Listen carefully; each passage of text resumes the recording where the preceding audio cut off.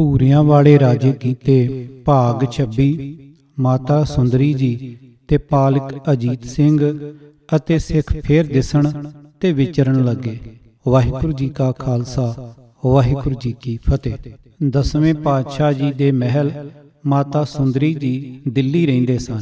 ਉਹ ਆਪਣੇ ਵਾਹਿਗੁਰੂ ਦੀ ਯਾਦ ਵਿੱਚ ਸਮੇਂ ਦੇ ਸਿਆਸੀ ਉਤਰਾ ਚੜ੍ਹਾਅ ਤੋਂ ਆਤੰਕ ਤੇ ਸਿੱਖਾਂ ਦੀ ਆਤਮ ਅਗਵਾਈ ਅਤੇ ਗਰੀਬਾਂ ਦੀ ਸਹਾਇਤਾ ਕਰਦੇ ਹੋਏ ਆਪਣੇ ਦਿਨ ਕੱਟ ਰਹੇ ਸਨ।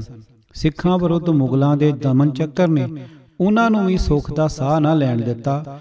ਉਹਨਾਂ ਇੱਕ ਲੜਕੇ ਨੂੰ ਗੋਦੀ ਲੈ ਕੇ ਉਸ ਦਾ ਨਾਮ ਆਪਣੇ ਸ਼ਹੀਦ ਹੋ ਚੁੱਕੇ ਸਾਹਿਬਜ਼ਾਦੇ ਦੇ ਨਾਮ ਤੇ ਅਜੀਤ ਸਿੰਘ ਰੱਖਿਆ ਸੀ। ਉਹ ਜਦ ਵੱਡਾ ਹੋਇਆ ਤਾਂ ਉਹ ਆਏ ਸਵਾਲੀਆਂ ਦੀ ਲੋੜ ਖੁੱਲੇ ਹੱਥੀਂ ਪੂਰਾ ਕਰਦਾ। ਇੱਕ ਮੁਸਲਮਾਨ ਮੰਗਤਾ ਰੋਜ਼ ਹੀ ਉਸ ਪਾਸ ਆਉਂਦਾ ਜਿਸ ਨੂੰ ਅਜੀਤ ਸਿੰਘ ਦਾਨ ਦਿਆ ਕਰਦਾ। ਇੱਕ ਦਿਨ ਇਸ ਗਿੱਝੇ ਹੋਏ ਫਕੀਰ ਨੇ ਉਸ ਤੋਂ ਬਹੁਤ ਕੀਮਤੀ ਚੀਜ਼ਾਂ ਤੇ ਰੁਪਇਆ ਭਿੱਖਿਆ ਵਜੋਂ ਮੰਗੇ ਤੇ ਇੰਨੀ ਜ਼ਿੱਦ ਕੀਤੀ ਕਿ ਖਹਿੜਾ ਹੀ ਨਾ ਛੱਡੇ। ਜਦ ਉਸ ਨੂੰ ਰੋਜ਼ ਨਾਲੋਂ ਵੱਧ ਬਖਸ਼ਿਸ਼ ਦਿੱਤੀ ਤਾਂ ਉਸ ਨੇ ਕਬੂਲ ਨਾ ਕੀਤੀ ਤੇ ਉਲਟਾ ਅੱਗੋਂ ਉਸ ਨੂੰ ਕਬੂਲ ਬੋਲੇ। ਤੈਸ਼ ਵਿੱਚ ਆ ਕੇ ਅਜੀਤ ਸਿੰਘ ਨੇ ਉਸ ਨੂੰ ਮਾਰਿਆ, ਜਿਸ ਨਾਲ ਉਸ ਦੀ ਮੌਤ ਹੋ ਗਈ। ਮੁਸਲਮਾਨਾਂ ਬੜਾ ਫਤੂਰ ਮਚਾਇਆ। ਬਾਦਸ਼ਾਹ ਪਾਸ ਸ਼ਿਕਾਇਤ ਕੀਤੀ। ਬਾਦਸ਼ਾਹ ਨੇ ਬਗੈਰ ਮੁਆਮਲੇ ਦੀ ਤਹਿ ਤੱਕ ਜਾਣ ਦੇ ਅਜੀਤ ਸਿੰਘ ਨੂੰ ਮੌਤ ਦੀ ਸਜ਼ਾ ਦਿੱਤੀ। ਇਸ ਹੁਕਮ ਦੀ ਪੂਰਤੀ ਲਈ ਉਸ ਨੂੰ ਹਾਥੀ ਦੀ ਲੱਤ ਨਾਲ ਬੰਨ੍ਹ ਕੇ ਬਾਜ਼ਾਰਾਂ ਗਲੀਆਂ ਵਿੱਚ ਘਸੀਟਿਆ ਗਿਆ। ਇੱਕ ਤੰਗ ਮੋੜ ਤੋਂ ਹਾਥੀ ਭੜਕ ਉੱਠਿਆ ਤੇ ਪਿੱਛੇ ਨੂੰ ਮੁੜਦੇ ਹੋਏ ਨੇ ਪੈਰ ਥੱਲੇ ਲੈ ਕੇ ਉਸ ਦਾ ਸਿਰ ਕੁਚਲ ਦਿੱਤਾ। ਮਾਤਾ ਸੁੰਦਰੀ ਜੀ ਮਜਬੂਰੀ ਦੀ ਹਾਲਤ ਵਿੱਚ ਘਰ-ਬਾਰ ਛੱਡ ਕੇ ਮਥੁਰਾ ਚਲੇ ਗਏ। ਰਾਜਾ ਜੈਪੁਰ ਬੜੇ ਚਿਰ ਤੋਂ ਗੁਰੂ ਘਰ ਦਾ ਸ਼ਰਧਾਲੂ ਤੇ ਅਨੰਨ ਭਗਤ ਚੱਲਿਆ ਆ ਰਿਹਾ ਸੀ। ਮਾਤਾ ਜੀ ਦਾ ਬਹੁਤ ਆਦਰ ਸਨਮਾਨ ਕੀਤਾ। ਉਹਨਾਂ ਦੇ ਗੁਜ਼ਾਰੇ ਲਈ ਬੜਾ ਚੰਗਾ ਪ੍ਰਬੰਧ ਕਰ ਦਿੱਤਾ। ਦਿੱਲੀ ਵਿਖੇ ਮਾਤਾ ਜੀ ਦੇ ਘਰ ਨੂੰ ਮੁਸਲਮਾਨਾਂ ਲੁੱਟ-ਪੁੱਟ ਲਿਆ। ਸਿੱਖ ਫੇਰ ਦਿਸਣ ਤੇ ਵਿਚਰਨ ਲੱਗੇ। ਮੁਗਲੀਆ ਫੌਜ ਦੇ ਗਸ਼ਤੀ ਕਾਲਮ, ਜਗੀਰਦਾਰਾਂ ਦੇ ਪਾਲਤੂ ਟੋਲੇ ਤੇ ਪਹਾੜੇ ਦੇ ਇਲਾਕੇ, ਪਿੰਡਾਂ ਦੇ ਨੰਬਰਦਾਰਾਂ, ਮੁਖਬਰਾਂ ਤੇ ਸੂਹੀਆਂ ਨੇ ਸਿੱਖਾਂ ਵਿਰੁੱਧ ਐਸੀਆਂ ਸਖਤ ਕਾਰਵਾਈਆਂ ਕੀਤੀਆਂ ਕਿ ਉਹਨਾਂ ਨੂੰ ਮਜਬੂਰ ਹੋ ਕੇ ਜੰਗਲਾਂ, ਬੇਲਿਆਂ, ਛੰਬਾਂ ਤੇ ਪਹਾੜਾਂ ਦੀਆਂ ਖੱਡਾਂ ਵਿੱਚ ਪਨਾਹ ਲੈਣੀ ਪਈ।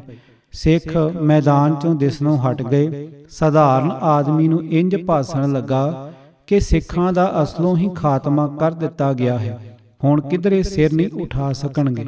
ਸਿੱਖਾਂ ਉੱਤੇ ਪੁੱਜ ਕੇ ਜ਼ੁਲਮ ਹੋਏ। ਸਰਕਾਰੀ ਢਾਂਚਾ ਬਿਲਕੁਲ ਵੈਰ ਪਿਆ ਹੋਇਆ ਸੀ। ਸਿਵਾਏ ਵਾਹਿਗੁਰੂ ਤੋਂ ਕੋਈ ਆਸਰਾ ਨਹੀਂ ਸੀ। ਇਸ ਮਾਰ ਨੇ ਸਿੱਖਾਂ ਦਾ ਵਿਗਾੜਿਆ ਤਾਂ ਜ਼ਰੂਰ, ਪਰ ਸੰਵਾਰਿਆ ਵੀ ਬਹੁਤ ਜ਼ਿਆਦਾ।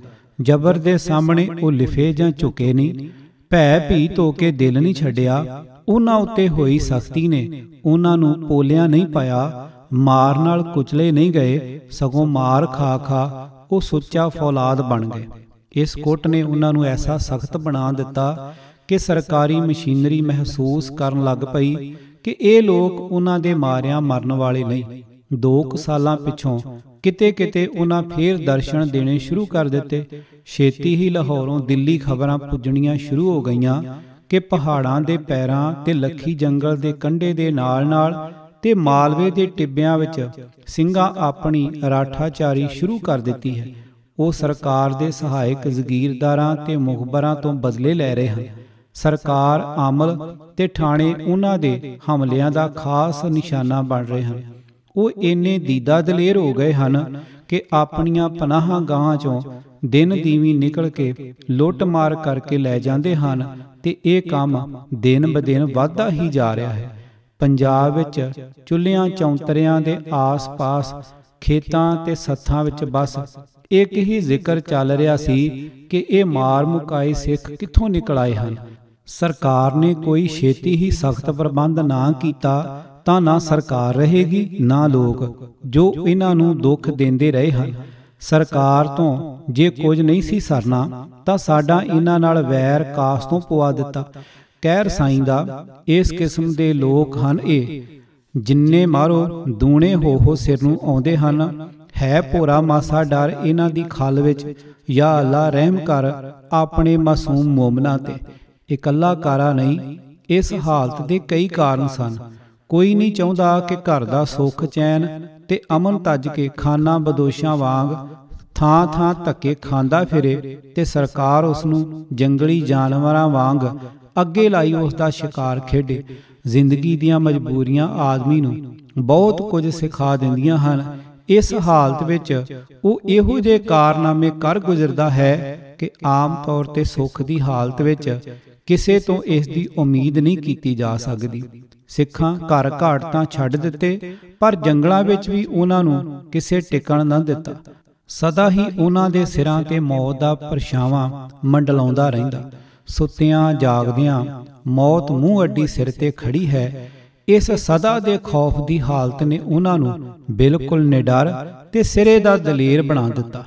ਜਦ ਬੰਦਾ ਮੌਤ ਨੂੰ ਤੁੱਛ ਸਮਝੇ ਤੇ ਉਸ ਨਾਲ ਮਖੌਲ ਕਰੇ ਤਾਂ ਉਹ ਵੀ ਸੰਗ ਦੀ ਛੇਤੀ ਲਾਗੇ ਨਹੀਂ ਟੁਕਦੀ।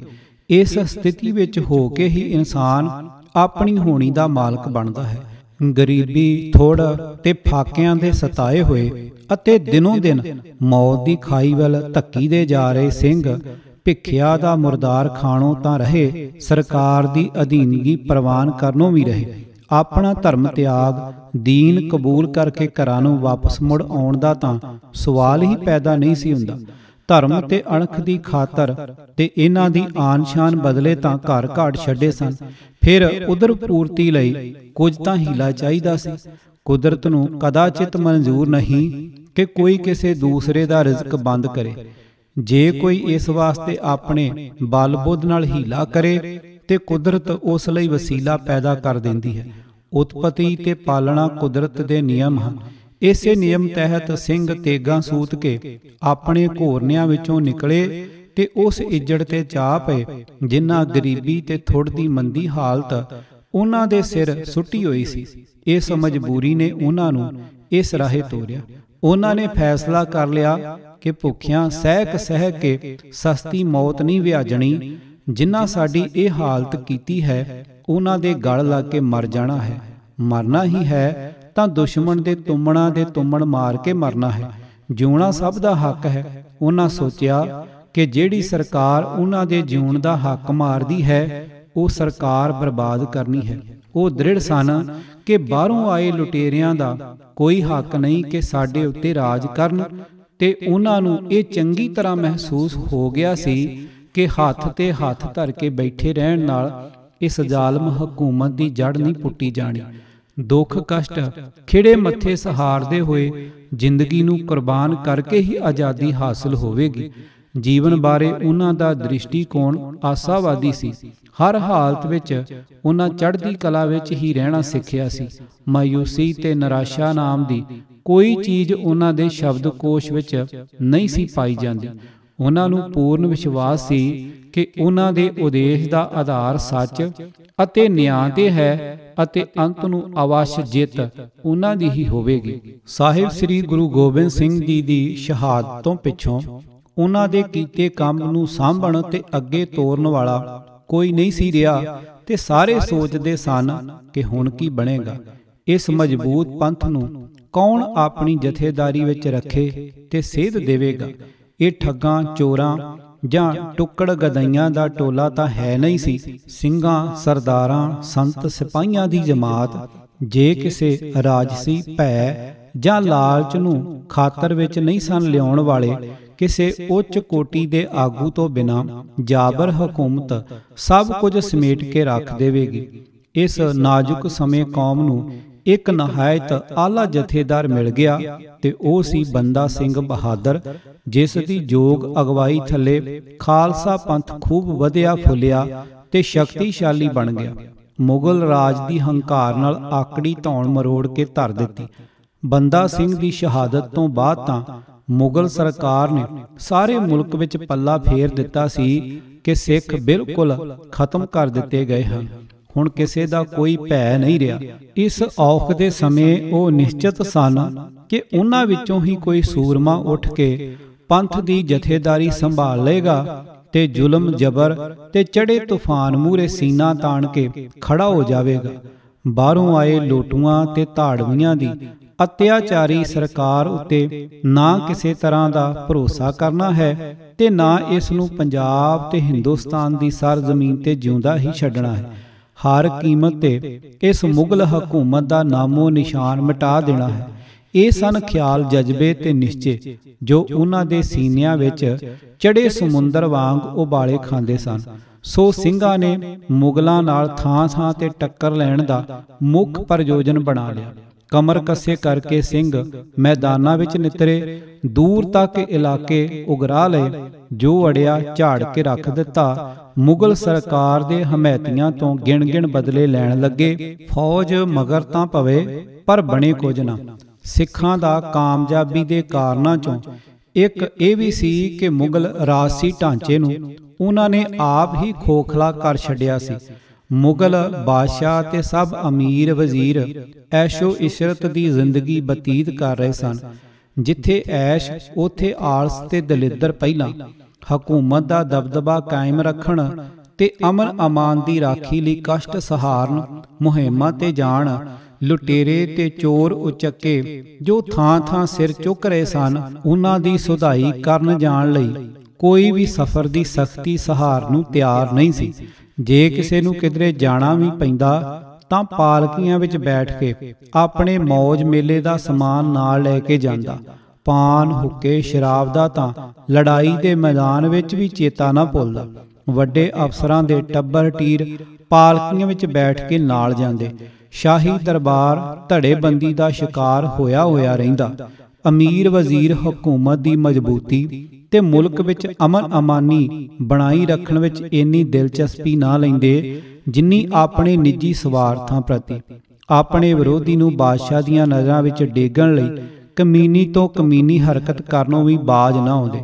एक दूजे दीआं लत्तां खिचदे रहिंदे तां कि कोई बादशाह दीआं नज़रां विच खुब ना जावे ते ओ पिछां रह जाण।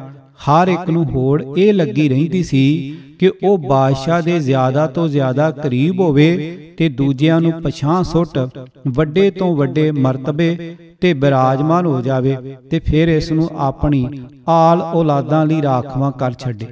दिल्ली दरबार दी इस घटिया राजसी खिच धू ने लाहौर दे गवर्नर नूं भी अपनी लपेट विच लै लिया सी। दुचित्ती विच हुंदा होया ਉਹ पंजाब दे उलझे मसलिਆਂ ਨੂੰ ਸੁਲਝਾਉਣ ਲਈ एक ध्यान हो सके ये संभव नहीं सी। ਸਿੰਘਾਂ ਲਈ ਇਹ स्थिति बड़ी मुआफिक सी। वो ਆਪਣੀਆਂ ਲੁਕਣ ਥਾਵਾਂ ਚੋਂ ਬਾਹਰ ਆ ਕੇ एका एक झपटदे ते बड़ी दूर तक पंजा मार लिआउंदे। अब्दुस समाद खान, दलेर जंग ते जकरिया खान दोवें प्यो पुत्र वारो वारी पंजाब दे गवर्नर रहे हैं। इन्हां दे विरोधी दिल्ली बैठे तारां हिलाउंदे ते इन्हां लई मुश्किलां खड़ियां करदे रहिंदे। लोड़ पैण ते रुपए पैसे नाल इमदाद करके पंजाब विच गड़बड़ फैलाउंदे ते बगावत लई उभारदे। इस घणौणी सियासत दे तहत जो मंदे कारे हुंदे रहे, इतिहास दे पन्नियां ते उन्हां दे लिखती ते अकट सबूत मौजूद हन।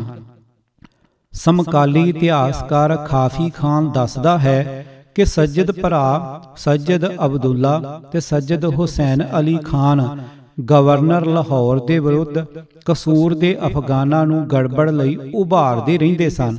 मुगल दरबार विच दो पार्टियां सन, एक तुरानी पार्टी ते दूसरी हिंदुस्तानी। अब्दुस समाद खान ते जकरिया खान तुरानी धड़े नाल संबंधित सन ते सज्जद भरा हिंदुस्तानी पार्टी दे आगू सन। ईसा खान मंझ जिस दा इलाका मंझ की कहलाउंदा सी ते दरिया सतलुज दे दोहीं पासी स्थित सी। जीरा कोट ईसे खान, धर्मकोट, मोगे दा कुछ हिस्सा पिंडर, किशनगढ़, सुल्तानपुर लोधी, सिंहा, शाहकोट, नकोदर, नूरमहल ते तलवण तक दा सारा इलाका नूं शमश दौला खान दौरान दी सरपरस्ती हासिल सी ते ए अगे बादशाह शाह मुहम्मद दा बड़ा चहेता सी। पंजाब विच ईसा खान मंझ बड़ा मगरूर ते बेलगाम बंदा सी। भूरियां वाले राजे कीते भाग 26। लेखक प्रिंसीपल स्वर्ण सिंह चूसलेवाड़। आवाज भाई गुरजंट सिंह रूपोवाली। वाहिगुरू जी का खालसा, वाहिगुरू जी की फतेह।